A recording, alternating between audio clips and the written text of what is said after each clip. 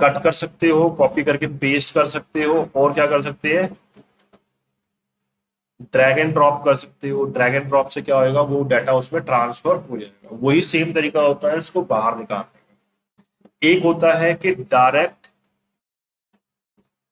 Save कर सकते हो। डायरेक्ट जब सेव करोगे तो वो डाटा आपके फोल्डर में ट्रांसफर हो जाता है। अब कैसे करते हैं, चारों तरीकों में आपको बता रहा हूं। अब फॉर एग्जाम्पल मेरे पास ये माई फोल्डर है, इस फोल्डर के अंदर मेरे को इस फाइल को ट्रांसफर करना है। तो मैंने ड्रैग एंड उठाकर इसके अंदर यहाँ पे रख दिया, तो उसके अंदर ट्रांसफर हो गया। ओपन करके देखो, दिखाई दे आ रही है। मेरे को इसके अंदर से बाहर निकालनी है, मैंने ड्रैग एंड ड्रॉप किया, बाहर डेस्कटॉप पे रखा, आ गई देखो। ठीक है, तो आपको फोल्डर के ऊपर रखो, आ जाएगी। फोल्डर से बाहर निकाल के रखो, ऐसे आ जाएगी। फोल्डर खुला हुआ है, ड्रैग एंड ड्रॉप रखो, ट्रांसफर हो जाएगी। ठीक है, बाहर रखेंगे, ऐसे आ जाएगी। एक तरीका है, आपने इस फाइल को यहां से क्या किया, राइट क्लिक करके कट कर दिया, और इसी पे राइट क्लिक करके पेस्ट कर दिया। तो इससे क्या होगा, डेस्कटॉप से ओरिजिनल फाइल हट जाएगी, इसके अंदर ट्रांसफर हो गई। वही सेम तरीका बाहर निकालने का है। इस पे राइट क्लिक करो, यहां से कट करो, डेस्कटॉप पे राइट क्लिक करके आप क्या करोगे, पेस्ट कर दोगे। तो फाइल जो फोल्डर के अंदर थी वो बाहर आ गई। एक तरीका है कि भाई अगर आप चाहते हो डेस्कटॉप पर भी ये फाइल रहे और अंदर भी ये फाइल आ जाए, तो हम क्या करेंगे, राइट क्लिक करके इसको कॉपी करेंगे और इसके अंदर जाके अब हम पेस्ट कर देंगे, जिससे कि फाइल अंदर भी रहेगी और बाहर भी रहेगी। फोल्डर के अंदर भी आ रही है फाइल और डेस्कटॉप के बाहर भी है फाइल। ठीक है, अब मैं इसको डिलीट कर। एक तरीका होता है कि भाई आप किसी फाइल में डायरेक्ट काम कर रहे हो, जैसे मेरे पास ये वर्ड की फाइल खुली हुई है और इस वर्ड की फाइल में मैं कुछ टाइपिंग कर रहा हूँ, और मैं चाहता हूं अब इस फाइल को मैं डायरेक्ट इस फोल्डर के अंदर सेव करना चाहता हूँ, ये वाला फोल्डर। तो मैं क्या करूंगा, फाइल में जाऊंगा और सेव करूंगा। अब हमसे पूछा जाएगा कहाँ सेव करना है, तो हमने क्या सिलेक्ट किया, डेस्कटॉप। डेस्कटॉप पे कहाँ सेव करना है, हमें सेव करना है माई फाइल के अंदर, इस वाले फोल्डर के अंदर सेव करना है। तो मैंने क्या किया, डायरेक्ट सबसे पहले इस फोल्डर को ओपन किया। अब फाइल का मैं नाम डालूंगा, मैंने डाला फॉर एग्जांपल फाइल 1। तो हमारी किस में जाके ट्रांसफर हो जाएगी, ये माई फाइल वाले फोल्डर में ये फाइल ट्रांसफर हो जाएगी, मींस सेव हो जाएगी। ओके करे, सेव किया, डायरेक्ट यहां से क्लोज कर दो। और क्लोज करने के बाद अब ये देखो फाइल हमारी डायरेक्ट सेव हो गई। तो फाइल को ट्रांसफर करने के तरीके पता लग गए। कट करके पेस्ट कर सकते हो, copy paste, drag and drop and direct save. वही सेम तरीका है, आउट मींस फोल्डर के अंदर से फाइल को बाहर निकाल। अब कुछ क्लियर हुआ, ठीक है।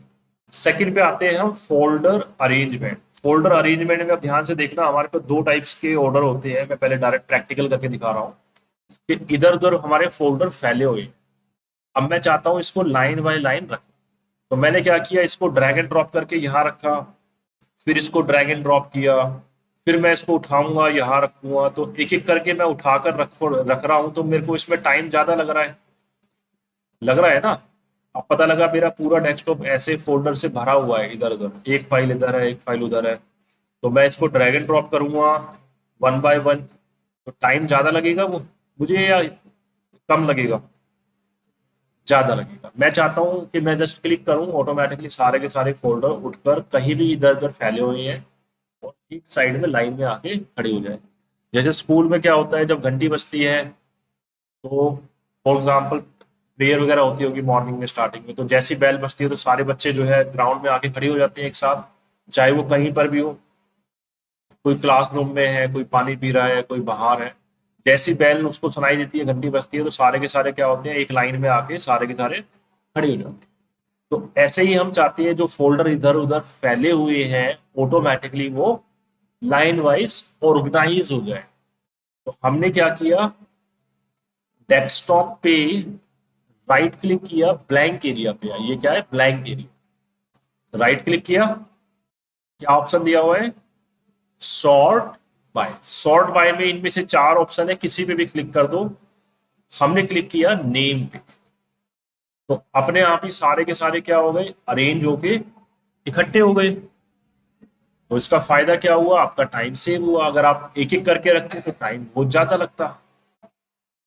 अब देखो, अभी मैंने इसको साइड में किया उठाकर, ड्रैग एंड ड्रॉप करके मैंने इनको अलग अलग फैला दिया। ठीक है, मुझे इसको फिर दोबारा से फोल्डर को ऑर्गेनाइज करना है, तो मैं क्या करूंगा, कहीं पर भी ब्लैंक एरिया पे राइट क्लिक करो, सॉर्ट बाय पे जाएंगे। अब की बार हमने यहीं पे क्लिक किया, साइज पे, अरेंज हो गए, ऑटोमेटिकली आ रहे हैं सारे के सारे। तो इस तरीके से डेटा को आप अरेंज कर सकते। क्लियर है। एक प्रॉब्लम मैंने और बताई थी कि भाई पता लगा आपने इस फोल्डर को उठाकर यहां रखा, लेकिन कई बार प्रॉब्लम ये होती है आपने उठा के रख तो दिया, लेकिन वापस वो फोल्डर वही की वहीं आ रहा है। समझ रहे हो। तो ऐसी कंडीशन में क्या करोगे वो मैं आपको बता रहा हूं सॉल्यूशन। राइट क्लिक किया, व्यू पे जाके क्या दिया हुआ है, ऑटो अरेंज आइकन, मैंने इस पे क्लिक कर दिया। ठीक है, इस पे मैंने क्या किया, ऑटो अरेंज आइकन पे टिक मार्क कर दिया। अब कोई सा भी फोल्डर फाइल आप इधर उधर उठा के रखो, जैसे ये रिसाइकल पिन है, मैंने इसको उठा के यहां रखा, तो जैसे ही मैं यहां रखूंगा तो होगा क्या, यहां ये रुकेगा नहीं, ये वापिस जहां था वहां पहुंच जाएगा। आ रहा है, ये देखो, किसी भी फोल्डर को मैं उठाकर कहीं भी रखने की कोशिश कर रहा हूं तो वापिस वो वहीं की वहीं है। अब ऐसी प्रॉब्लम क्यों होती है पहले वो समझ, सॉल्यूशन भी उसी से पता लगेगा। तो आपको राइट क्लिक करना है डेस्कटॉप पे, क्या आ रहा है, व्यू का ऑप्शन, व्यू में जाके जो ये ऑटो अरेंज आइकन की प्रॉपर्टी है ना, इसको यहां से क्लिक करोगे तो टिक मार्क रहेगा, हट जाएगा, हट जाएगा। तो यही हमें हटाना है, ये देखो हटा दिया।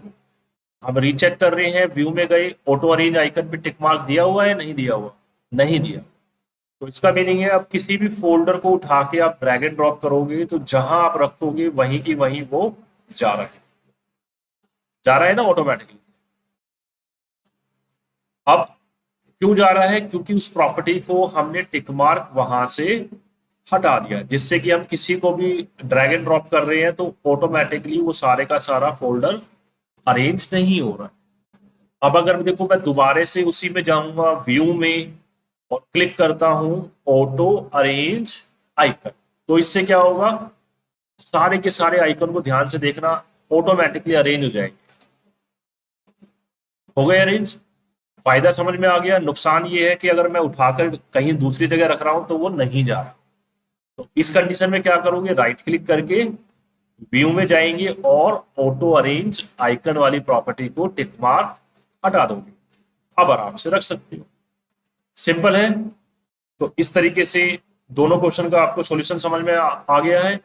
एक इसमें आपने देखा auto arrange property, auto arrange में आपको समझ में आया। एक आपने देखा था ऑर्डर, जिसमें डेटा को आप name wise, item wise, date wise arrange करते हैं। क्लियर है। ठीक है, अब एक दो क्वेश्चन और रखते हैं। अब सपोज करो मेरे पास क्या है, ये फोल्डर है, ठीक है, इस फोल्डर के अंदर फाइल है। अगर मैं आपको बोलता हूं इस फाइल को आपको यहां से गायब करना है, हाइड करना है, किया था या नहीं किया था पहले, हाइड करने वाला नहीं किया। अच्छा, उसके अंदर का मैटर हाइड किया हो ना। ठीक। इसी में एक फंक्शन होता है आपका रीड ओनली। तो रीड ओनली का क्या यूज है, क्या फायदा है, क्यों यूज हम करते हैं, आप बताइए। नहीं पता, आप बताओ। हाँ जी, बिल्कुल करेक्ट। मतलब रीड ओनली में उस फाइल को हम मॉडिफाई नहीं कर सकते हैं, उसके नाम से ही हमें पता लग रहा है। प्रैक्टिकल करके देखा था।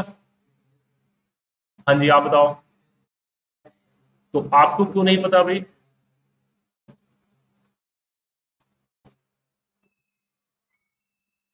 आप दोनों को क्यों नहीं पता, क्लास में एब्सेंट थे उस वाले दिन या हुआ ही नहीं था आपके में,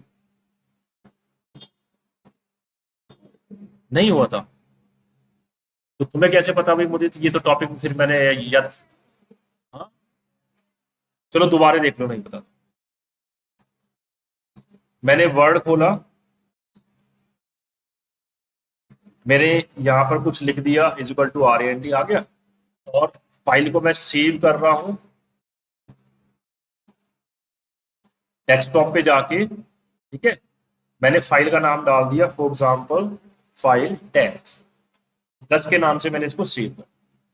अब मैं चाहता हूं भाई मेरी अब्सेंस में कोई भी बंदा इस फाइल को ओपन करता है तो ओपन तो हो जाए, लेकिन वो सिर्फ इसको पढ़ सके, रीड कर सके।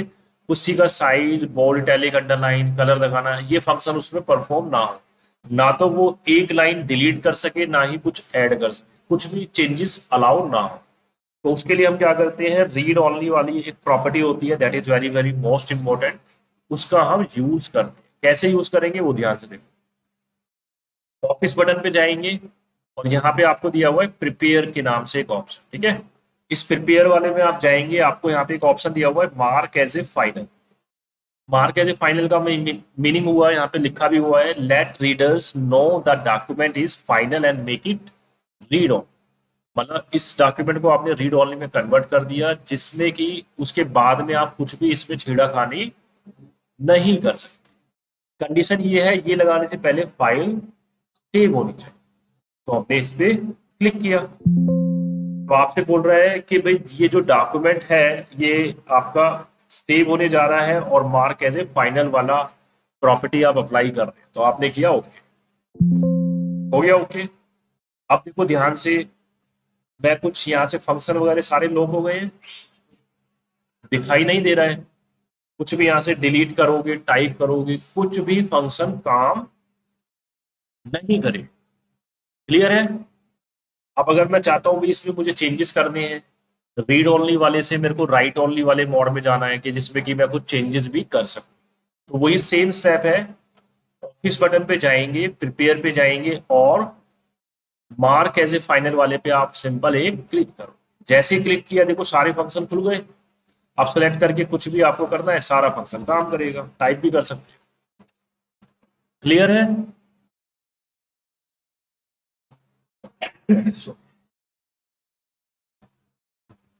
पासवर्ड लगाना सभी को आता है? कोई है ऐसा जो नहीं जानता हो पासवर्ड लगाना फाइल में? अच्छा, हाइपरलिंक यूज किया हुआ है सभी ने? क्या यूज होता है आप बताओ अभी। हम्म, क्लिक करने के बाद एग्जाम्पल दो, क्या किया था आपने इसमें?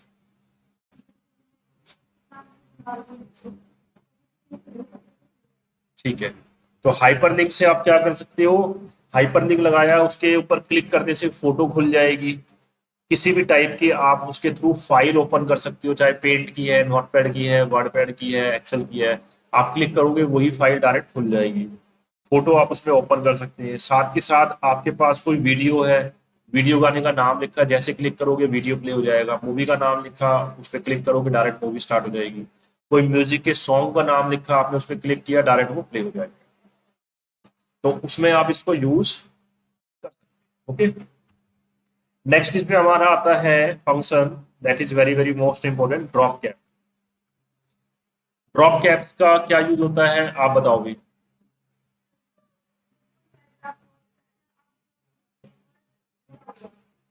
ठीक है, ड्रॉप कैप कितने उसमें कैटेगरी होती है, कितने टाइप्स होते हैं? नहीं पता? आप बताओ भी, तीनों में जो लास्ट में बैठे हैं, ड्रॉप कैप्स की कितने प्रकार होते हैं, कितनी कैटेगरी होती है?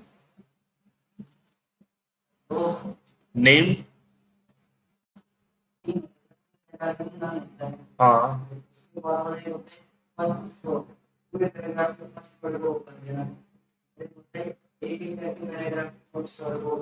ठीक है। अब ध्यान से देख लो, इसमें हम जाएंगे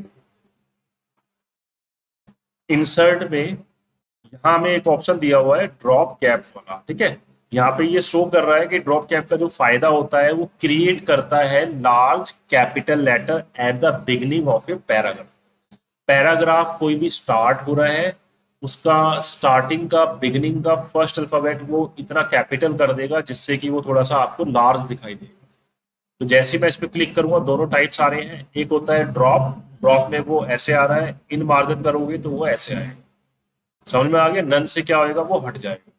तो इसमें दो कैटेगरीज आपकी रहती है। क्लियर? इसी में एक ऑप्शन होता है डिजिटल सिग्नेचर। किया था नहीं किया था? नहीं किया, वो बता देते हैं।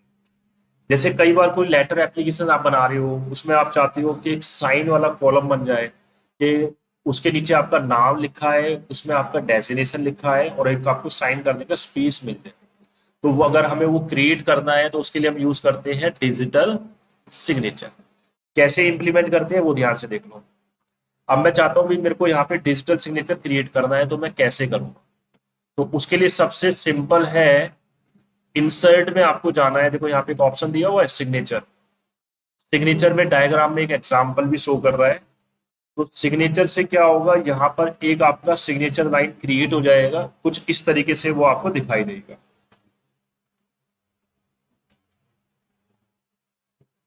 दिखाई दे रहा है एग्जांपल? जैसे इसमें नाम लिखा है जॉन स्मिथ सीईओ। अगर आप अपना नाम लिख के ऐसे डिजिटल सिग्नेचर क्रिएट करना चाहते हैं तो आप इसका यूज करके बना सकते हैं। कैसे क्रिएट करेंगे वो देखते हैं। तो हम इसमें जाएंगे, डिजिटल मतलब जो सिग्नेचर लाइन है इस पर क्लिक किया, ये मैसेज आएगा, यहाँ से क्या कर देंगे, ओके। अब जैसे ही आप ओके करोगे तो हमारे पास क्या ऑप्शन आ गया, सिग्नेचर सेटअप का एक ऑप्शन आ। तो सबसे पहले आपसे बोल रहा है यहाँ पे व्यक्ति का नाम डालना है, पर्सन का नेम। जैसे आपने यहाँ पे डाल दिया सचिन कुमार। फिर आ रहा है डेजिग्नेशन टाइटल, भाई सचिन कुमार जो है वो क्या काम करता है। तो हमने यहाँ पे डाल दिया कंप्यूटर ऑपरेटर। ठीक है, डेजिग्नेशन हमने डाल दिया कंप्यूटर। ईमेल आईडी पूछ रहा है, अगर ईमेल आईडी है तो ईमेल आईडी आप डाल सकती हो, वरना आपने खाली छोड़। ठीक है। इतना होने के बाद में आप क्या करोगे, सिंपल यहां से ओके करके इसको क्लिक कर देंगे। तो जैसे ही मैंने ओके किया तो ध्यान से देखो, कुछ दिखाई दे रहा है नीचे, नेम आ रहा है पर्सन का, और उसका डेजिग्नेशन आ रहा है टाइटल, और साथ के साथ में एक्स का जो आ रहा है सिंबल, उसका मीनिंग है कि यहाँ पर आप अपने सिग्नेचर कर सकते हैं। ठीक है। अब आप बोलोगे भाई सिग्नेचर में हम चाहते हैं एक्स लिखा हुआ ना आए। एक एग्जाम्पल दिया हुआ है कि जहां एक्स लिखा हुआ है वहां आपको साइन करनी होती है, बट आप चाहते हो कि ये एक्स मुझे नहीं चाहिए। तो आप क्या करोगे, इसी में क्रॉप वाला फंक्शन था एमएस वर्ड में, याद है या भूल गए? क्रॉप का क्या मीनिंग होता है आप बताइए, आप बताओ एग्जाम्पल के साथ। ठीक है, ओके, क्लियर। मतलब क्रॉप मीन्स कोई भी पिक्चर है, कोई मैटर है, उसमें से कुछ मैटर आपको हटाना है, डिलीट करना, वहां हम क्रॉप यूज करते हैं। तो यहाँ पे हमने क्या किया, इस पे डबल क्लिक किया, तो देखो एक्टिवेशन में तो हमारा वही सेम ऑप्शन आ रहा है। तो हम क्या कर सकते हैं, इस मैटर को यहां से अगर मैंने कॉपी किया, और अगर मैं यहां जाता हूं पेंट में और पेस्ट करता हूं,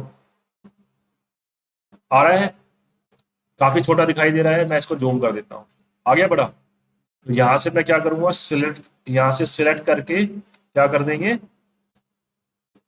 क्रॉप कर देंगे। क्लियर है? तो वैसे ही आप इसका स्क्रीनशॉट लेकर, जैसे मैंने स्क्रीनशॉट लिया, प्रिंट स्क्रीन दबाया, पेंट में ले गए, पेस्ट कर दिया। आ रहा है क्लियर? पहले इतना क्लियर नहीं था जितना आप क्लियर आ रहा है। ठीक है। यहां से इसको आपने किया सिलेक्ट, इतना हिस्सा में रखना है, और यहां से क्रॉप कर दो। अब आप बोलोगे भाई मेरे को वर्ड में ही क्रॉप करना है, तो आप इतना यहां से जो हिस्सा है उसको करो सिलेक्ट, कॉपी करेंगे, और वापिस वर्ड में जाके मैंने क्या किया, पेस्ट कर दिया। आ गया? अब मुझे ये ऊपर का हिस्सा एक्स जहां लिखा हुआ है इसको हटाना है। तो मैं क्या करूंगा, इस पे डबल क्लिक, और क्या आ गया ऑप्शन, क्रॉप करने का। तो जैसे मैं क्रॉप पे करूंगा, देखो एक लाइनर आ रहा है इसमें डॉटेड फॉर्म में, इसको थोड़ा सा नीचे करेंगे, आगे नीचे, और यहां से क्रॉप पे क्लिक कर दो, तो फाइनली क्रॉप हो गया। साइज हमें थोड़ा छोटा करना है, यहां से इसको थोड़ा साइज छोटा कर सकते हैं। क्लियर है? तो इस तरीके से डिजिटल सिग्नेचर जो होता है इंसर्ट में जाके यहाँ से आप इसको एक्टिवेट कर सकते हैं। That is very very most important. Crop का फंक्शन समझ में आ गया?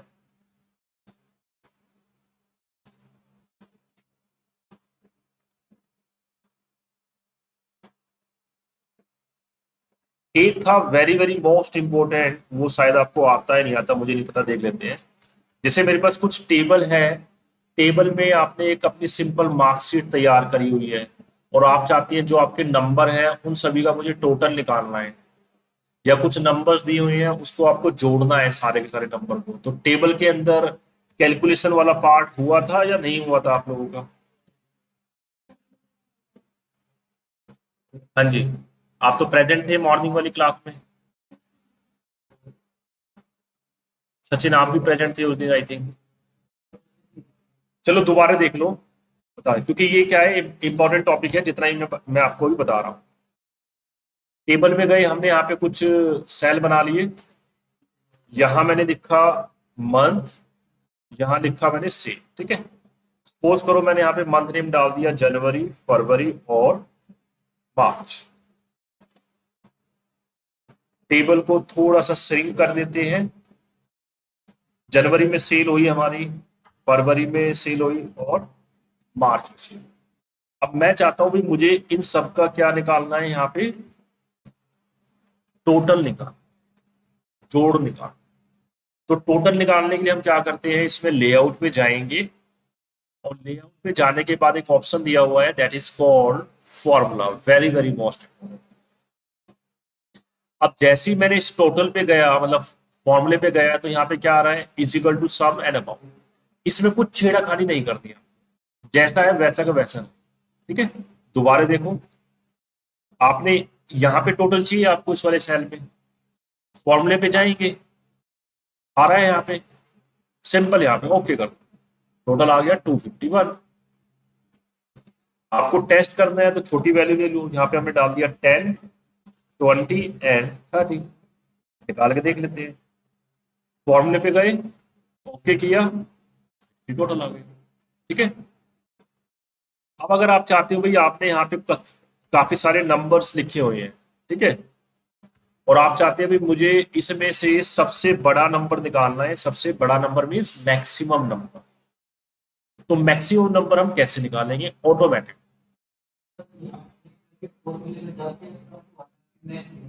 हाँ राइट, तो हम इसमें फॉर्मूले में जाएंगे और जहां ये सम लिखा है ना, इस सम की जगह हम डाल देंगे मैक्स।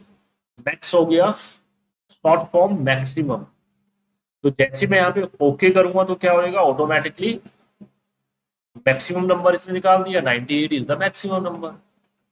अब अगर मैं चाहता हूँ भाई मेरे को सबसे छोटा नंबर निकालना है, तो छोटा नंबर निकालने के लिए दैट इज कॉल्ड मिनिमम। तो मिनिमम फाइंड करना है तो हम कहाँ जाएंगे, फॉर्मूले में, और सम की जगह हम क्या डाल देंगे, एम आई। और कुछ छेड़ाखानी नहीं करनी, कुछ भी छेड़ाखानी करोगे तो फिर वो फॉर्मूला काम नहीं करेगा। एम आई एन डाला, M I N mean minimum, और उसके बाद ओके कर दिया। तो सबसे छोटा नंबर कौन सा है इन तीनों में से, 85 है, वो 85 आपको दे दिया। अब अगर आप चाहते हो नहीं भी मेरे को तो यहाँ पे टोटल निकालना है दोबारा से, तो मैं इसी पे जाऊंगा, टोटल यहाँ पे लिखा और फॉर्मूले पे गए, सम तो आ रहा है, ओके करो, 278 टोटल आ गया। क्लियर है इसमें? ठीक है। तो फॉर्मूले वाला part very very most important है, जिसमें बेसिक में आप उसमें टोटल सम निकाल सकते हो, मैक्सिमम नंबर निकाल सकते हो और मिनिमम नंबर। क्लियर है?